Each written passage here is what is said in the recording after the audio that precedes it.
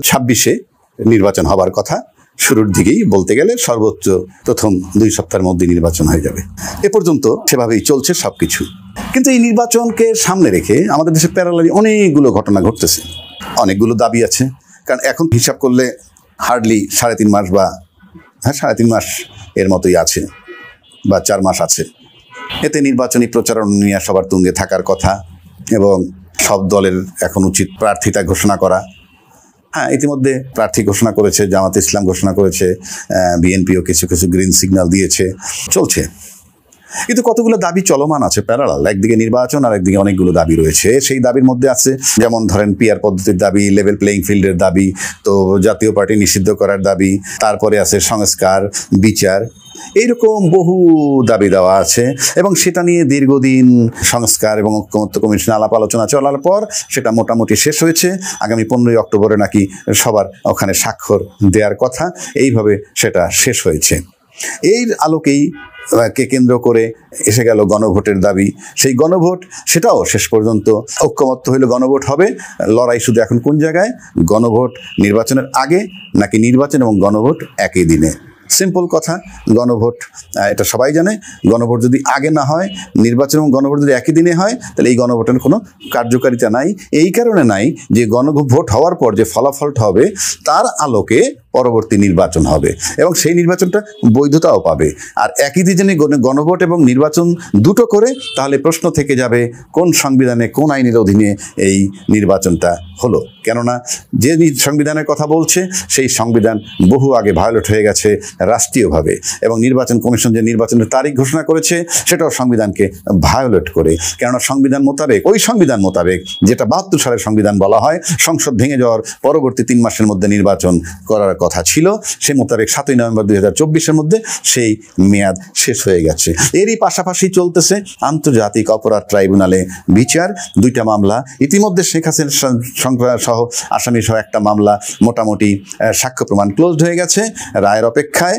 আরেকটা মামলা সম্প্রতি, যে মামলাটা হওয়ার আগে চিফ প্রসিকিউটর, আন্তর্জাতিক অপরাধ ট্রাইব্যুনালের চিফ প্রসিকিউটর বলছিলেন যে আগামী সপ্তাহখানের মধ্যে এই দেশে অনেক কিছুই দেখতে পাবেন।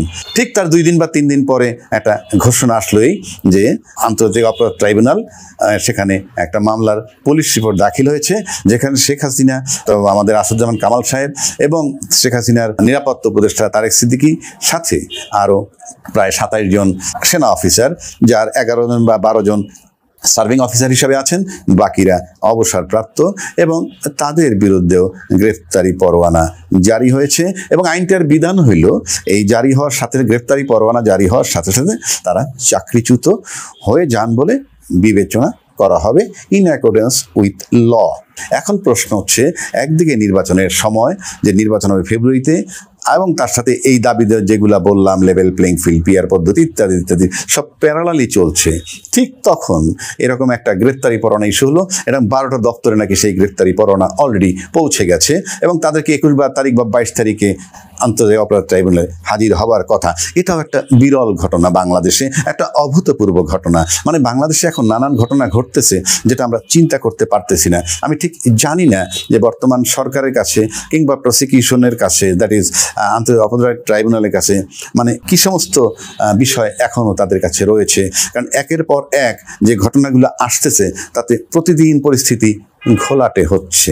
এরই মধ্যে নির্বাচনের দাবি দেওয়া চলছে জোরালোভাবে, এবং সরকারও ডিটারমাইন্ড। নির্বাচন কমিশনার অলরেডি বলে দিয়েছেন ডিসেম্বরে তফসিল দিবেন এবং ফেব্রুয়ারি 2026-এ নির্বাচন হবে। সেক্ষেত্রে আমি কতগুলো কথা বলি। একটা জিনিস হলো যে আমরা যে কথাগুলো বলবো সেই কথাগুলো যার যার সাধ্যমতো, মানে একটা সত্য ধারণা মানুষের কাছে দিতে হবে। খালি কথা বললেই হবে না। আমি যেমন ব্যক্তিগতভাবে পিআর পদ্ধতি নিয়ে কথা বলেছি, অনেকগুলো কথা বলেছি যে পিআর পদ্ধতি যিনি চান না, যারা পিআর পদ্ধতি চান তারা কেন চান যে তারা যদি পিআর পদ্ধতি ছাড়া নির্বাচন হয় হার্ডলি 3, 4, 5টা সিট পেতে পারে। তার মানে তার নিজের স্বার্থটা এখানে বড় আকারে দেখতেছে। পিআর পদ্ধতি এটা দেখতেছে তার নিজের দলের স্বার্থের জন্যে, দেশের জন্য নয়, দেশের রাষ্ট্র বা জনগণের জন্য নয়। আবার যদি উল্টা দিকে আসি, যারা পিআর পদ্ধতি চাচ্ছেন না তারাও রাষ্ট্রকে ভালোবেসে, রাষ্ট্রের জনগণকে ভালোবেসে চাচ্ছেন তা কিন্তু নয়। কেননা পিআর পদ্ধতি ছাড়া নির্বাচন করলে তারা 2/3 মেজরিটি পেয়ে যাবেন, এই জন্য তারা এটা চাচ্ছেন। তার মানে আলটিমেটলি যারা চান না, যারা চান তারা কেউ দেশের জন্য বা দেশের জনগণের চাচ্ছেন না, চাচ্ছেন তারা নিজ নিজ দলের স্বার্থে।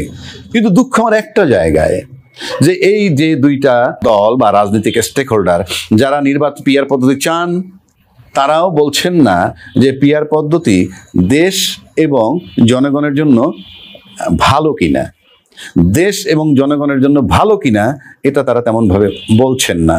আবার যারা পিআর পদ্ধতি চান না তারা একবারও বলতে পারেন, এবং তাদেরকে চ্যালেঞ্জ করছি, সামনেও বলতে পারবেন না যে আপনাদের চাচ্ছেন না পিআর পদ্ধতি, কেন চাচ্ছেন না? এটা কি রাষ্ট্র এবং রাষ্ট্রের জনগণের জন্য খারাপ? আমি রাষ্ট্র এবং রাষ্ট্রের জনগণের জন্য যদি পিআর পদ্ধতি খারাপ হয়, খারাপ বলতে পারে, বুঝাতে পারে, সক্ষম হইতে পারে, তাহলে আমি কেন পুরা দেশবাসী মেনে নেবেন? যারা বলেন যে পিআর পদ্ধতি নাহলে সরকার দুর্বল হবে, সরকার দুর্বল হলে কিচ্ছু আসে যায় না, কারণ সরকারের চেয়ে রাষ্ট্র বড়, রাষ্ট্রের জনগণ বড়। সরকার বদল হইতেই পারে, 5 বছরে 5 বার 7 বার বদল হলে কি হবে? পৃথিবীর বহু দেশে হচ্ছে। কেউ কেউ কথায় কথায় বলেন কি নেপালে পিআর সিস্টেম ছিল, শ্রীলঙ্কায় পিআর সিস্টেম ছিল, তাদের টিকে নাই, সরকার পালায় গেছে। নো, রং কনসেপ্ট জনগণকে বোঝানো হচ্ছে। সেখানে কোনো পিআর পদ্ধতির জন্য যায় নাই, গেছে দুর্নীতির জন্য, পারিবারিক দুর্নীতি, রাজনৈতিক দুর্নীতি, অর্থনৈতিক দুর্নীতি, সামাজিক দুর্নীতি। সেই কারণে, এবং যেটা শেল্টার দিচ্ছে সেই রাজনীতিবিদরা। আমার এখানে তো পালায় গেছে, আমার এখানে তো ছিল না, পিআর পদ্ধতি নির্বাচন ছিল না, পিআর পদ্ধতি ছাড়া ছিল। তাদের দুটো সামরিক শাসন আসতে হলো কেন? তাতে 111 আসতে হলো কেন? ইউনূস সাহেবের আসতে হলো কেন? তার মানে কি পদ্ধতি কোনো বিষয় নয়? দুর্নীতিবাদ যে যখন যে অবস্থান তাকে জনগণ তারাই দিতেই পারে। সুতরাং এই সমস্ত খোরা অজুহাত। এখন আমি অন্য জায়গায় যাবো, এগুলো আমি বলেছি অনেকবার। আজকে বলতেছি যে পিআর পদ্ধতি যারা চায় তাহলে তারা 40টা সিট পাবে, সেজন্য চায়।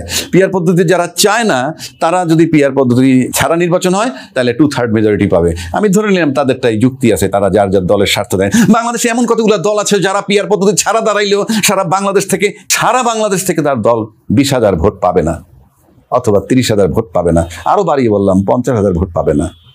সারা বাংলাদেশের যে ভোট পাবে তা দিয়ে তারা একটা সিট পায় না। তারাও যখন বলে যে পিআর পদ্ধতি আমরা চাই না, কি জন্য?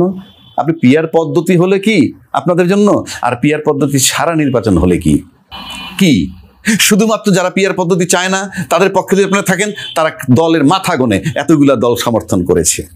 আবার যদি বলেন পিআর পদ্ধতি আমরা চাই, তাহলে যাদের জন্য পক্ষে গেল তারাও আপনাদের শুধু মাথা গণবে। কেননা আপনারা যতগুলো রাজনৈতিক দল আছেন, মানে মেইনলি যারা পিআর পদ্ধতি চাইলে 40টা সিট পাবেন এরা বাদে, কিংবা যারা পিআর পদ্ধতি চান না এরা যদি 2/3 মেজরিটি পান, তার ভিতরে আপনারা পিআর পদ্ধতি চাইলেও সারা বাংলাদেশে একটা দল থেকে আপনি 50,000 ভোট পাবেন কিনা সন্দেহ। চ্যালেঞ্জ করলাম না, সন্দেহ।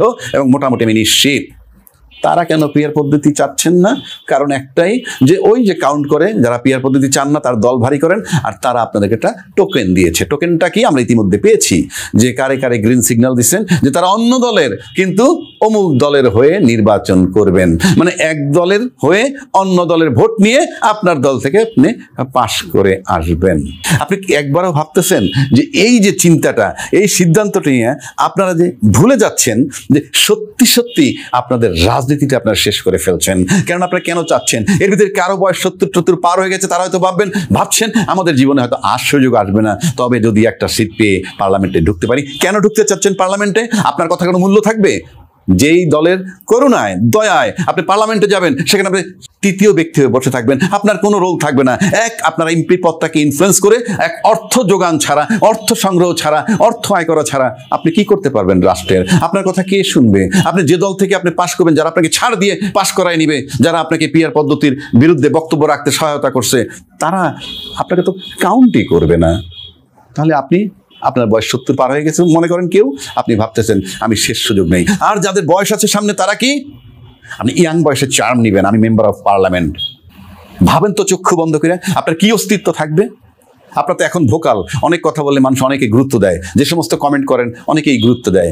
মেম্বার অফ পার্লামেন্ট হলে কি হবে? আপনার অস্তিত্ব বিলীন হবে, রাজনীতি থেকে ছিটকে পড়বেন। This is my challenge. সুতরাং যদি মনে করেন যে এমপি পদটা আপনার কাছে বড় পদ, তাই আপনি পিআর পদ্ধতি ছাড়াও আপনার ভোট সারা বাংলাদেশে আপনার দলের 30,000 নাই, আর পিআর পদ্ধতি দিয়েও আপনার সারা দেশে 30,000 ভোট নাই, পুরা বাংলাদেশ থেকে আপনারা শুধু নিজের স্বার্থে একটা সিস্টেমটাকে আপনি আপনার মতো করে বলছেন, যাতে আপনার কোনো লাভ হবে না।